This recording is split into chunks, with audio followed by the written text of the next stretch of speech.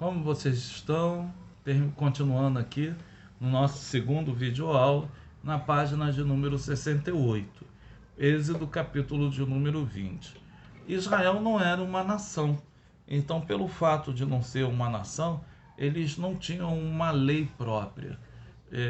Então Deus, ao tirar aquele povo, ele vai dar o decálogo, as 10 palavras, que Moisés escreve nas tábuas da lei. Muitos vão falar que Deus escreve com seu próprio dedo e entrega a Moisés estas leis. São leis simples, né? Para que pudesse manter o povo uma certa ordem. A grande diferença é que as outras terras também tinham códigos de lei. Só que esses códigos de leis, eles eram pautados em pessoas. Então as pessoas eram como se fossem deuses. Contudo, esse código de lei que nós temos das Escrituras Sagradas viria do próprio Deus. Não tinha uma pessoa que deveria ser adorada, idolatrada. Em Êxodo, capítulo de número 32, nós vamos ver o triste e fadonho acontecimento quando Israel faz para si um bezerro de ouro. Muitas pessoas não conseguem entender o porquê do bezerro de ouro. O Egito tinha uma grande quantidade de deuses que eram adorados em forma de bezerros de ouro, em bezerros que demonstrava força, poder, forma das pessoas terem aquela ênfase, né? Porque o touro era muito forte, então acabava tendo. Um deles era Rapi, tinha Apis também, que era um boi muito raro que tinha naquela época no Egito, e quando ele aparecia, geralmente o pessoal matava ele, reverenciava, né? Ele comia suas carnes, sua entranha, e empalhava ele e enterrava ele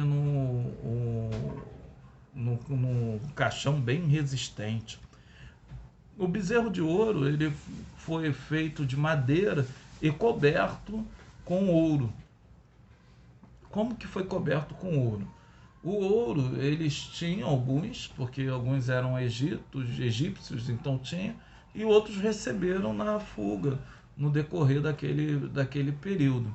Então, quando eles começam a andar no meio do deserto, e eles param, e Moisés vai ali ter aquelas palavras com Deus, então o que acontece? Moisés demora muito tempo, eles se sentem inseguros, e pelo fato de se sentirem inseguros, eles então vão se direcionar a Arão e vai pedir a ele para que possa construir um Deus que eles possam ver. A insegurança do ser humano sempre faz ela querer coisas visíveis, coisas palpáveis, e é isso que acaba acontecendo naquele momento. Depois disso, vimos que Moisés desce, quebra a tábua da lei, e ali manda matar os idólatras, e então sobe ao monte novamente. Deus dá novas leis para ele, da mesma lei, né, da lei passada, e uma nova tauba, né, e repete a lei em taubas novas. Depois disso, em Êxodo 35 e 39, vai haver o tabernáculo, que é onde Deus vai separar um lugar para que as pessoas pudessem adorar. Esse tabernáculo, ele era composto, né, de peles de animais, inclusive alguns insetos foram tirados para fazer tinta, né, ali para pintá-lo também. A mobília, né, havia o pão da propiciação, havia o candelabro naquele local, a pia aonde as pessoas se purificavam, os sacerdotes se purificavam, o altar do sacrifício, aonde ali colocavam, né, e a arca da aliança, que ficava no lugar santo dos santos. Na página de número 74, vamos já dar um salto na história que vai falar no livro de Números, capítulo 13, versículo de número 14. A grande promessa de Deus era tirar o povo da terra do Egito para levar na terra de Canaã, que era uma terra muito próspera. Contudo, esse povo, mediante a sua dura cerviz, a sua rebeldia, ele ficou vagando durante 40 anos no deserto. E quando ele fica vagando durante 40 anos no deserto, esse povo ele vai ter, né, ali uma extinção de uma geração quase por completo, para que essa geração pudesse ser renovada e pudesse ter um povo destinado à conquista. Quando chega na Terra Prometida, apenas Josué e Caleb permanecem da geração antiga. Eles então vão enviar espias. Ele vai selecionar os 12 espias, Moisés seleciona os 12 espias e envia esses 12 espias para a terra de Canaã. Esse povo, ele vê que a terra era farta, que havia grande uvas, mas contudo haviam gigantes naquela terra. Esses 12 voltam, apenas Josué e Caleb permanecem com a palavra de Deus, que eram para eles entrarem e conquistar, mas o restante do povo então não acredita na palavra de Deus. Por esse motivo é que ele fica vagando durante 40 anos no deserto. Ao vagar 40 anos pelo deserto, né, eles chegam até ali, né, Hebron, e depois eles vão retornar e vão ficar andando como se estivessem andando em círculo no deserto. E no meio do caminho, eles vão achar, Deus vai enviar para eles, segundo a Bíblia, né, uma víbora que é chamada serrilhada. Essa víbora é uma víbora natural que habita no deserto, que fica escondida ali entre as areias.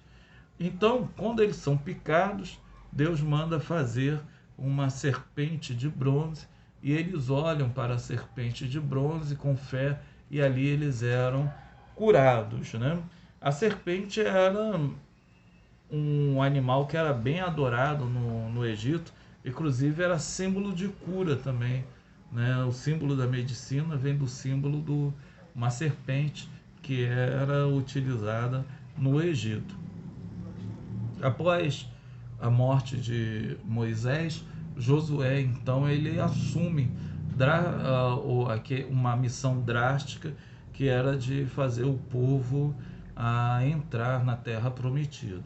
Em Josué capítulo 3, versículo de número 4, nós iremos ver que essa empreitada acaba acontecendo. Mas vai ter a travessia do Rio Jordão. O Rio Jordão é um marco, né, na história bíblica, porque tudo acontece em torno daquele rio. Ali nós vimos João Batista batizando os crentes naquele local, Jesus sendo batizado no Rio Jordão. Vimos o Naamã sendo orientado por Eliseu, mergulhando 7 vezes ali e recebendo a cura. Elias, ele vai fugir de Acabe, atravessando o Rio Jordão, e é ali onde Josué divide o Rio Jordão em 2 partes, né? Então, né, quando nós vimos aqui, ele vai falar que tem a Arca do Concerto, e é interessante porque a Arca do Concerto ia e as águas do rio se retraíam e fazia então uma brecha para que o povo pudesse passar ali com os pés a seco. Era uma maneira de Deus confirmar que eles estavam, né, presentes, que Deus estava presente no meio deles. É interessante porque eles começam por Jericó, né? Então, o que se entende é que eles vão pelo deserto de Cades Barneia, ele desce Eles vão descer até Elete, aí vem Edom, Moabe, aí vem o Monte Nebo, até aí vai passando pelo o Mar da Galileia e ali pelo Mar Morto, né, perdão, e eles vão passar pelo Rio Jordão acima para chegar em Jericó, que é quando abre-se, né, por completo. Então, terminamos aqui o segundo vídeo, vamos nos direcionar para o terceiro.